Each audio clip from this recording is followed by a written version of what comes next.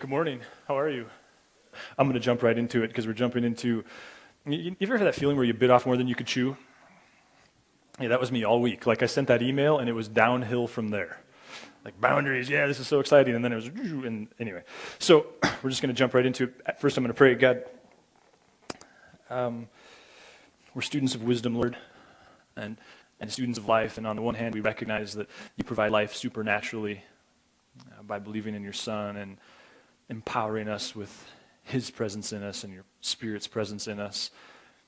On the other hand, Lord, we take responsibility for the fact that like just believing in you doesn't transform us, that it's a lot of work and it requires a lot of calories and a lot of confessing to do and a lot of changing to do and a lot of relationship stuff that has to happen. And so as I think about boundaries, I think that this is so central to just truth and the reality of the way you've made people, and none of us are experts at it, including myself. Would you just help us in these next 5 weeks to be better champions of, enforcers of boundaries?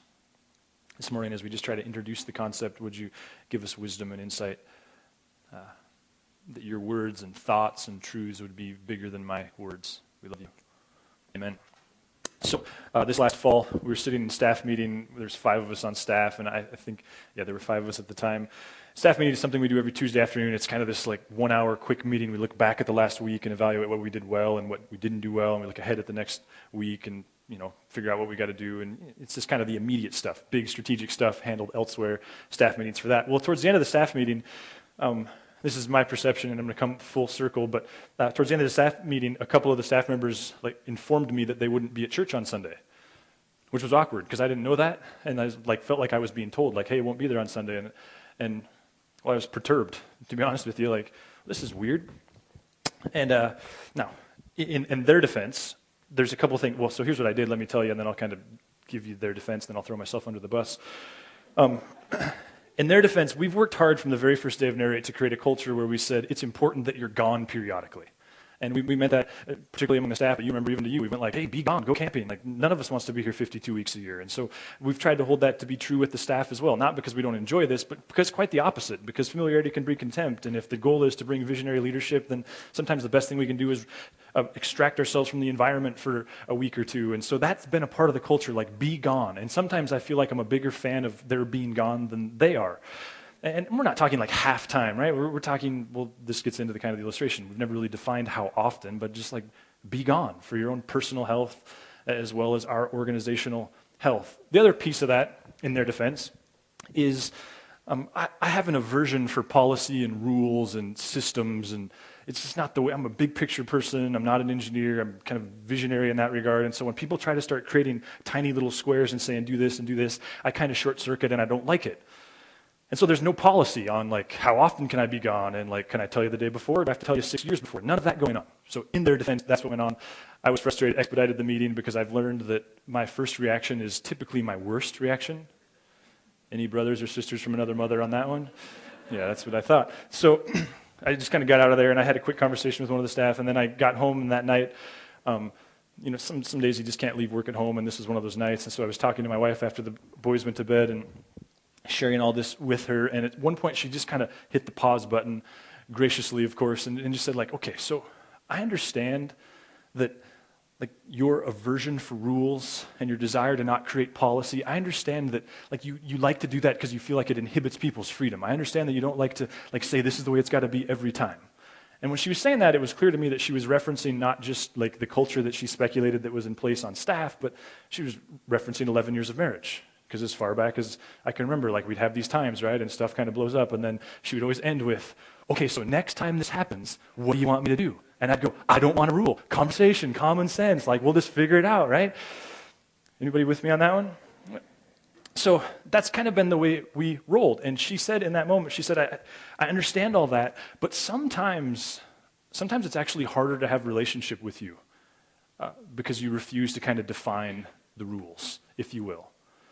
And that was a bit of a wake-up call, and so what followed was this long conversation about okay, so how could I implement that makes sense to me now? Okay, so how can I implement that at staff? And so the next Tuesday, I sat down at staff meeting and acknowledged my frustration and confessed to them that there's some dysfunction on my part for my aversion for rules and policy, and And so I just said, like, okay, so here's the deal, you guys. Like, I don't like to do this, but I feel like it would be better to work here for you if I did. And so we're just going to say 2 weeks notice, 2 Sundays notice. I need 2 Sundays notice. If you don't give me 2 Sundays notice, unless someone's leg got taken off by a combine, the answer is no.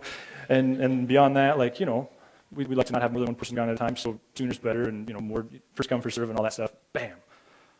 Now fast forward a couple months. I spent a good part of December and January researching pretty aggressively this idea of boundaries. This concept that, probably like you, I've heard people talk about it before. I've heard both national figures and local figures that I really respect speak to the wisdom of this idea of boundaries.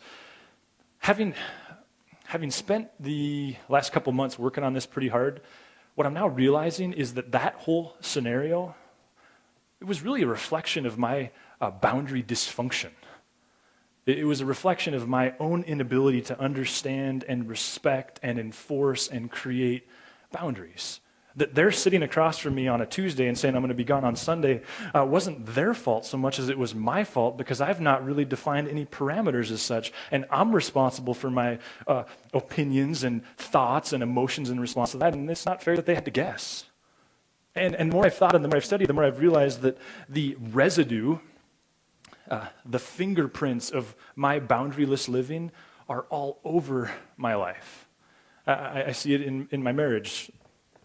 Like a few months ago, some of you might be able to relate to this, but we had this moment where it was like, you're working too much. My wife's a nurse and she works per diem, and there was this reality of like, we're not like 2 ships passing in the night. We're like, because she works nights, we're like 2 people high-fiving as we walk through the kitchen at 7:30 in the morning. And I know none of you guys ever do this, but I kind of reached this point of just kind of explosion. Like there was no warning that it was frustrating anybody. It was just kind of like, with me? You all are perfect saints. You don't have this happen to you, I can tell. Boundaries just helped me to realize that, like, that's my fault. Because there was no communication of, like, here's my limits. There was no conversation about, like, how do we think about this within family. Boundaries would say that my feelings are my problem. And I've got to do the work to figure out how to navigate around those. Or even in my parenting, I have this privilege, and I really mean that seriously. Our kids' school is 2 blocks from our house, and then my office is 3 blocks from the school, and so I get to walk the boys. And there's now 3 of them. One of them goes to preschool 3 days a week. I get to walk them to school, and then I walk to the office. Well, my routine, as many of you know, is I get up, I go for a run, and I come barreling in the door at 7:50, and I have like 8 minutes. I can eat Cheerios in record time. I can eat more calories in like 8 minutes than I think I should have a contest. And then I got to run downstairs, and I got to take a shower really fast, and I come barreling up the stairs, and it's 8:15, and we have to be walking out the door at 8:20 for all of us to be on time. Now, up until boundaries, I think it was this giant ramrod. I'm threatening you because I've got 3 little boys, and I'm trying to get out the door on time. Are you with me on this? And it's like you're just chasing them around the house, ramrodding them, threatening them with their future birthday. And I mean, I've taken away privileges that they don't even get until they're 60 years old in the name of like getting out the door on time. Boundary says that's not their fault that they're not ready to go out to school on time. It's yours, because you've not defined their responsibility and you've not taken ownership for your own. And now, I mean, we're far from perfect, and my wife certainly supplements the process, but like at 8:20, I kind of walk out the door, and if they're not with me, there's this panicked running down the street thing, because going to bed a half an hour early is not something that they really want to do all that much. So we're going to start this series on boundaries, and I guess I'm hoping, sometimes when you learn something new and you kind of feel like a cult leader because every conversation you have includes the word. You ever have that feeling like, okay, I'm overdoing this because everything is Tim Tebow, like he sells groceries and he does, this is the way the boundaries thing has been for me, is it's just showing up everywhere. And we're going to do this, I guess, because I'm thinking that you're people with relationships, whether you're single or married, whether you have kids or not, whether your kids are home or not, you have extended family. Like, boundaries show up everywhere. But the reality is, it's probably a term you've never used. Probably very few of us have ever, it's actually a part of our active vocabulary. But that being said, I guarantee it's a concept that you have experience with. Like, how many of you have a lock on your front door? How many is there a locking mechanism on the front door of your house? The rest of you write down your address because people are going to come see you when you're not home. How many of you have a key to that lock? That's good, because if there's a lock on your front door and you don't have the key, then that means you're in jail.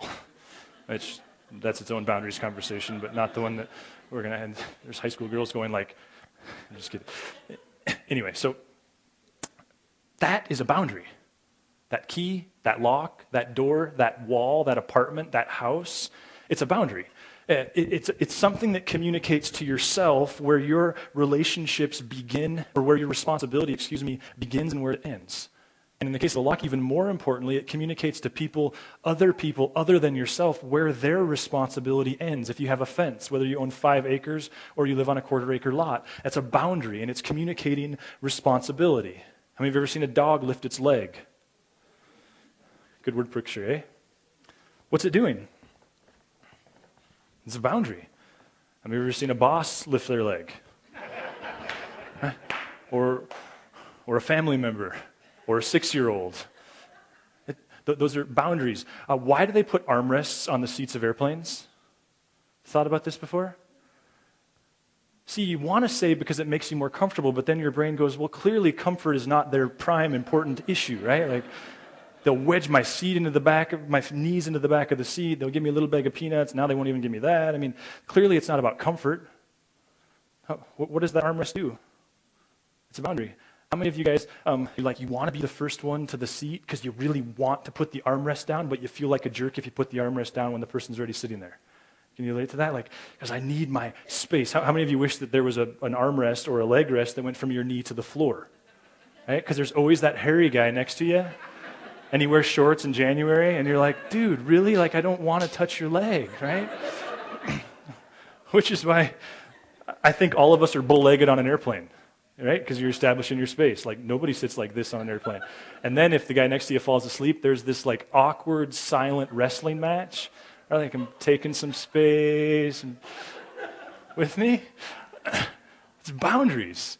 Like, maybe the airlines understand that people, you can take away food, you can take all their cash, you can make them miserable, you can do lots of things. They have to have boundaries. In fact, can you picture in your head that, like, bus in a third world country where people are hanging out windows and hanging on the side and stuff? How many of you, like, when you think of the experience of being on that bus, you instantly go looking for your anxiety medication? Because it's boundaries. Or have you ever had any experience with a close talker? You know, and you're like, been there? Oh, we've got one of those for you. The bubble, right? It's about boundaries. So here's what we're going to do in this series is really take a concept that I think we're familiar with in lots of different aspects of life, like it's why we have a front door and it's why we have armrests on seats of airplanes, and ask, like, what does it look like to apply this issue of boundaries to our relationships? To a marriage, to a dating relationship, to kids, to extended family, to work, to bosses, to employees. What does it look like to implement personal boundaries, and how do we do that without feeling selfish and while honoring God? Now, here's the way we're going to go about this series. It feels a little clinical to me, but I guess I'm just taking my chances there. We're going to start at kind of a 30,000-foot level. And what I mean by that is there's 2 principles that I think kind of drive the whole ship. 2 things that I think if we understand those 2 things, then we have a good grasp on boundaries. And so this week we're going to cover one of those. Next week we'll cover the other. And then after that second week of that second principle, we're going to swoop down at a much more personal level. And we're just going to ask, like, okay, so how about boundaries in parenting? And how about boundaries in marriage? And then in the 3rd week of that, or 5th week of the series, a good friend of many of ours and a phenomenal communicator, very godly gal, she's taught here once before, named Jessica Smothers, who has a unique angle to speak to boundaries in dating. Because Jessica's 30-something, single, never been married, and has followed Jesus well through that season. And she spent a lot of energy wrestling with this issue of, like, boundaries and dating, and so she'll be here in the 2nd week of March to talk about that. So the principle this morning that I want to get you thinking about, and I don't for a second think that we can nail it this morning, so I'm just going to try to illustrate it with as many stories as I can, is simply this. I think if you were to simplify boundaries, it comes down to this, that boundaries clarify personal responsibility. That someone who lives with healthy boundaries is very clear on what am I and am I not responsible for. Someone that lives with good boundaries owns the stuff that they are responsible for and refuses to take ownership for the stuff that they're not. People with boundaries, they get what's inside their fence, and at the same time, they have a remarkable ability to respect what's inside the fence of other people. Like let's just start with marriage. Like, what does it look like to take personal responsibility in marriage? Well, here's maybe a dated but classic example. The wife, or maybe the husband, who says to her husband every day, okay, so what time are we going to eat dinner? I'll be home at 5:30. And the husband saunters in the door at 6:20. Right? And the kids, by that point, their blood sugar is like in the floor, and they're freaking out, and the wife is mad, and the food is cold, and she just lets go with this long litany of reasons why he's a scumball and all those different things when he walks in the door. Right? It's just this ugly, ugly experience. The wife who understands boundaries, or maybe begins to understand boundaries, takes things different. Because she understands that her feelings, her emotions, her words, even the way she's treated, that's her responsibility, not his. And so one different tactic would be to say, hey, what time are we eating? 5:30. Okay, so at 5:30 then, what she does is she sits down and she eats. At 5:30 then, the kids sit down and eat. And when they're done eating, they get up, they pick up the meal, she puts it away, she starts doing dishes, and when the husband rolls in the door at 6:20, she's not mad, she's not furious, she's not screaming, she's not threatening, she's just enforcing her boundaries. We agreed on this, and so that's what I'm doing. Or maybe take the husband who has a wife who verbally abuses him. You know that, and typically when this happens, it's those people who they gunny sack, and they fill up this sack, and then about every 3 months, there's this long litany that involves everything from like the way they were raised, to the way their great-grandparents were raised, to their nationality, to like what they had for breakfast 10 years ago, right? Like, and they just let them have it, and there's this tirade of information coming at them. The husband who begins to understand boundaries understands that his emotional response to his wife is his responsibility. And so he might say something like, hey, check this out. I'm not going to be talked to like that. And the next time you talk to me like that, I'll be leaving, not mad, not furious, I'm not like filing for divorce. I'll be leaving, and I'll be back in a few hours. See, the point there is that in marriage, boundaries say you're responsible for how you're treated. You're responsible for how you talk to. And some of you, you're already connecting the dots, and you go, wait a minute. If I take that to its logical end, you're talking about divorce. And I go, yeah, welcome to the messiness that is the Bible on divorce. Boundaries say I'm responsible for how I'm treated. I'm not a victim. Let's take kids. The parent who understands boundaries, when their kid walks in the door at 11:30 and they're supposed to be home at 10:30, right? And the first thing the parent says, what happened? And the kid says, the movie went long. See, the parent that understands boundaries understands like, I'm dealing with a high schooler who doesn't understand boundaries. Because the fact that the movie went too long is not my problem. It's their problem. They're responsible for getting home. My car wouldn't start. My friends, I couldn't find a ride. That's all their responsibility. And the parent who understands boundaries established before the kid walked out the door, here's the boundary, 10:30. And if it's 11:30, here's the consequences. Or the kid who walks home from school and he's 15 minutes late, and the question is like, okay, what happened? Well, I forgot my watch. Wearing your watch is your responsibility.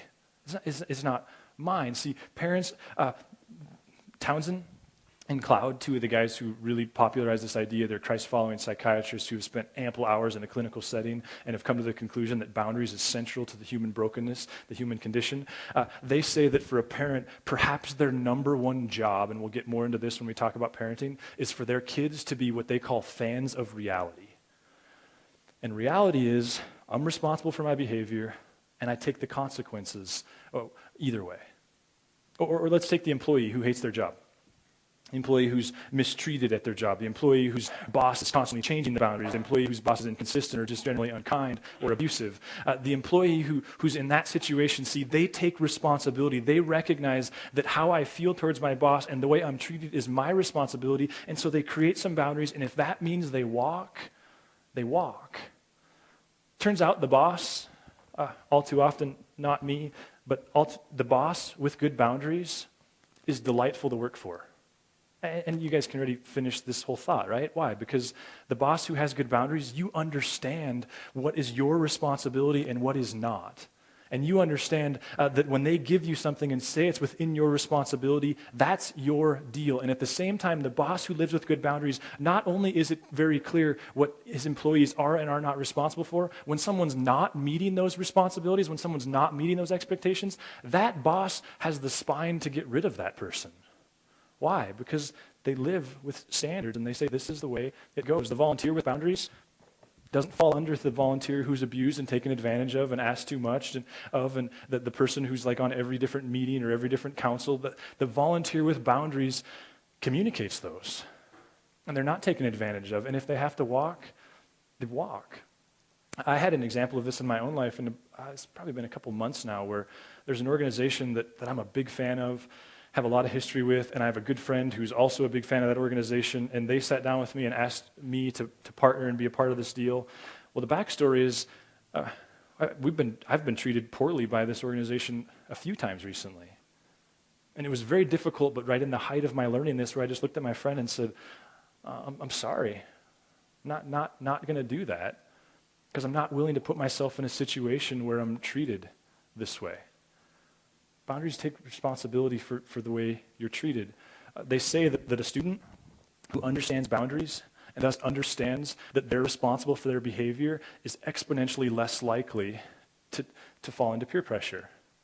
And the same reason, the businesswoman or the businessman who understands boundaries doesn't compromise himself in business situations. Why? Because they understand I'm responsible for my behavior. Central to boundaries, and this is perhaps the hardest one, is the willingness to disappoint. In fact, my old boss in Harvest and the lead pastor of Harvest who planted this, Vern, he said something. It was probably like the second or maybe the third or fourth year of planting Harvest. But I remember him saying it from the stage at least once, and he said it back office a couple of times. He said, I'm realizing that my job is to disappoint people. And I remember the first time I heard him say that, I took it as very cynical. Like, oh, that's dark. Having studied boundaries, I'm realizing I think what he meant.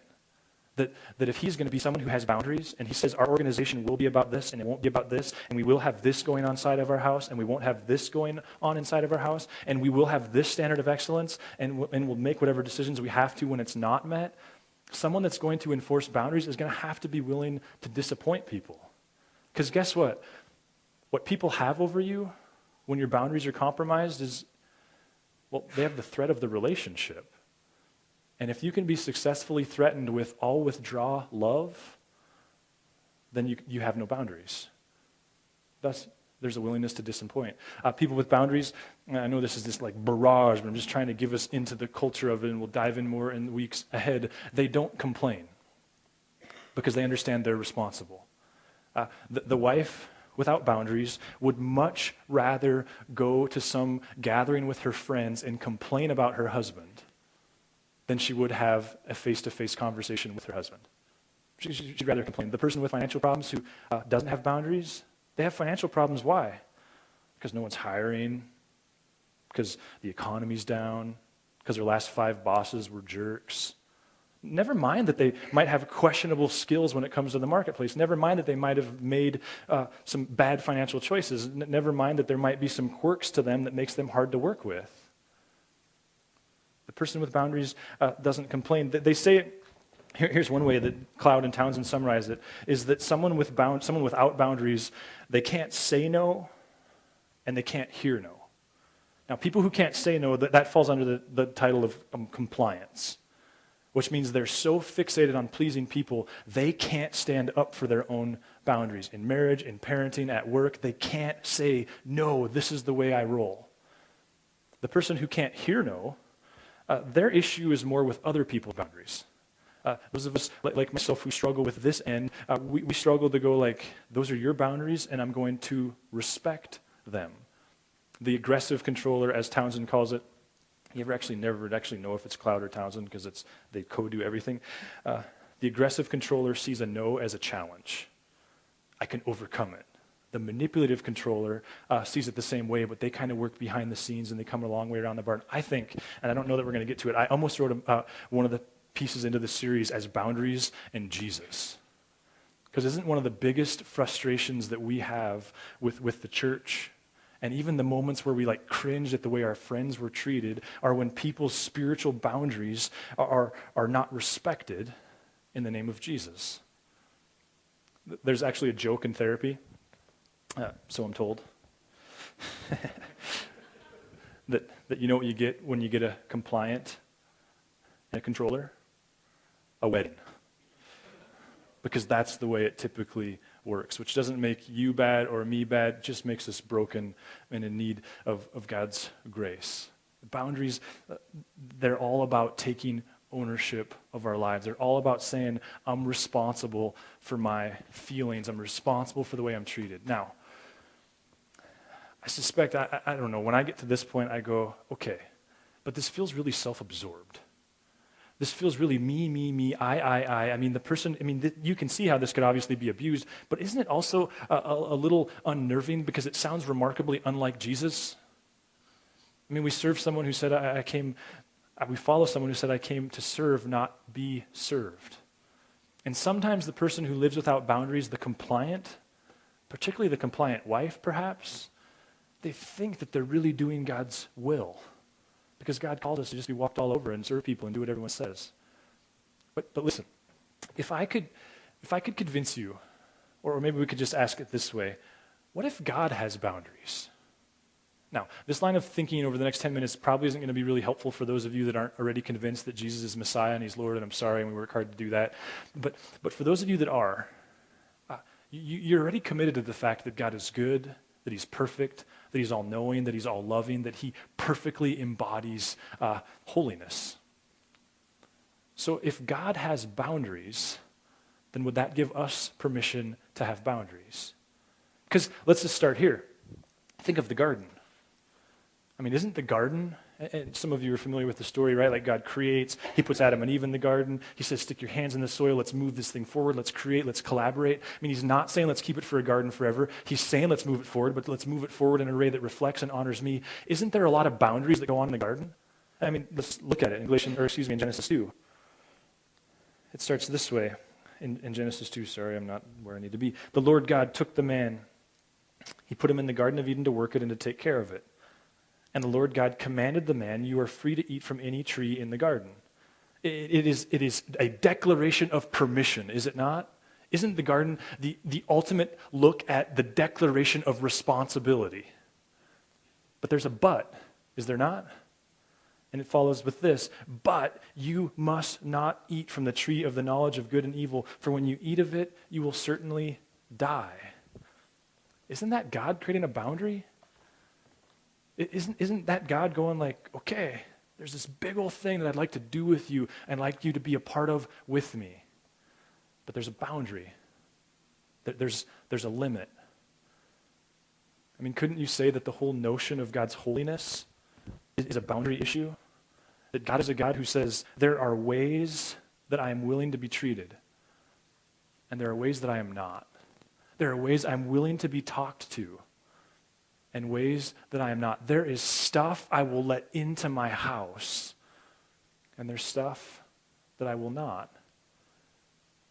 Deuteronomy, I think, illustrates this in the classic blessing and cursing. If you fully obey the Lord your God and carefully follow all his commands I give you today, the Lord your God will set you high above all the nations on earth. All these blessings will come on you and accompany you if you obey the Lord your God. It's this huge invitation and massive responsibility on his part and yours, but then there's the boundary. However, if you do not obey the Lord your God and do not carefully follow all his commands and decrees I'm giving you today, all these curses will come on you and overtake you. One more, let's just consider the 10 Commandments. I mean, is God vindictive and mean and judgmental, or does he simply model boundaries and simply say, yes, no, sorry, but I'm responsible for what I've created. You shall have no other gods before me. You shall not make for yourself an image in the form of anything in heaven above or on the earth beneath or in the waters below. You shall not misuse the name of the Lord your God, for the Lord your God will not hold anyone guiltless who misuses his name. Remember the Sabbath day by keeping it holy. And Jesus, does Jesus have boundaries? I mean, this Jesus who was so sacrificial to the point of death on the cross. Look at, here's a challenge for you. Just look at his parables this week. You'll see boundaries all over them. Like the parable of the worker. Remember when there's some people hired in the morning and some in the afternoon and some at the end of the day, and they all get paid equally? And what happens? The guys that got hired early and midday are ticked. Like, you can't pay the guy who got hired at the end of the day the same amount of money as us. And what does Jesus say? What's that to you? It's my responsibility to determine how much I'm going to pay somebody. Even the Good Samaritan, I mean, he's famous for his benevolence and for his sacrifice and his kindness, and yet there's a boundary because he leaves the money with the guy at the inn and says, call me if anything else comes up. And the guy could have went like, but if you really loved me, you would stay and take care of me. And the Good Samaritan demonstrates boundaries. Jesus, I think maybe the most famous, or the one that pops into my head most readily, is Jesus' interaction with Peter. We think he was walking way north of Jerusalem. He was heading for Jerusalem. He was explaining to his disciples, like, guys, I got to go. I got to die I got to die for the sins of humanity. And Peter, thinking that God's plan looked a little bit different than that, says what to Jesus? No, you can't die. And Jesus' response to Peter was about as harsh as you could get. What does he say? Get behind me, Satan. Is that not Jesus going, hey, Peter, I love you, but there's a boundary, and you're stepping into my area right now? Even obedience, is that a boundary issue? I mean, a God who says yes, no, yes, no. Okay, try this one out. Could we say, unpopular though it is, that heaven and hell is the ultimate reflection of a God with boundaries? A God who says, who's responsible for this? I am. And therefore, there's things that I'll associate and allow to happen in my house and things that I will not. And I wonder, and I'm as uncomfortable as you are, I know it, with this whole notion of heaven and hell. I wonder if part of our discomfort is reconciling a God who is benevolent and forgiving and sacrificial with a God who also has boundaries and says, no, this is black and white, no, yes. Says there's standards. Because don't we struggle as parents and in marriage and in all of our relationships? We want there to be standards, but when it comes to taking the hard line, that's tough. Now listen, if God can have boundaries, if God can say, I love people so much, like I'll send my son. If God can have boundaries and remain just and loving and kind and sacrificial, if he has the right to determine how he'll be treated and how he'll be talked to and what he'll associate himself with, then logically, wouldn't it follow that you do as a spouse, as a friend, as a boss, as an employee, as a parent, as a kid, as a family member? I mean, if God can do that, I was finishing up this week, and the little statement that rattled through my head was, God doesn't invite us, because I like that word invite. God doesn't invite us to take responsibility for our lives. He commands it. And that's the garden. You are responsible for your decisions. And there again, I think, if you just consider a couple of classic judgment texts in Hebrews, we're reminded, just as people are destined to die once and after that to face judgment. And in 2 Corinthians, for we must all appear before the judgment seat of Christ, that everyone may receive what is due them for the things done while in the body, whether good or bad. Now, one more thought, because I know you're starting to fall asleep. The Bible is full of communal language. You could say it this way: God is always interested in a people, not a person. It's a crazy concept about God. But when it comes to judgment, it's you. You're responsible. So despite the fact that God calls Abraham and what he has in mind is an entire family of people, when Abraham dies physically, he still is individually held accountable for his life. I would say God doesn't invite you to take responsibility for your life. He commands it. Let's just land here. What grade would you give yourself when it comes to your ability to create and enforce boundaries? And let's just start there, like just in your head. You don't have to tell anybody. You don't have to write it down. What letter grade? A, B, C, D, F. What grade would you give yourself? My goal in this series is that we would all just go up a notch. That through a process of introspection and conversation and a lot of hard work, that we would go like, yeah, I was a C and now I'm a B. And I promise you, if you apply yourself to this thinking, you'll see the matrix all over everything. Normally I would pause here and tell you to bow your heads and we're going to pray and be done. I want to do it a little bit different this week because, well, I just feel like we should. There's something ancient in the Bible called a benediction, which is God's pronouncement of blessing over a people. And I want to end that way, weird though it may be. So will you stand? And I just want to pronounce a benediction over us and we'll be done. May you find the courage to create boundaries. And whether it's in marriage or at work or with your kids, may you find the courage to take responsibility for the way you're treated, the way you're talked to, your finances. May you create and enforce boundaries. May marriages be better and the way kids are being raised improve. As a leader, as an employee, may you find those areas and needs for boundaries and move forward. I love you guys. Have a great week.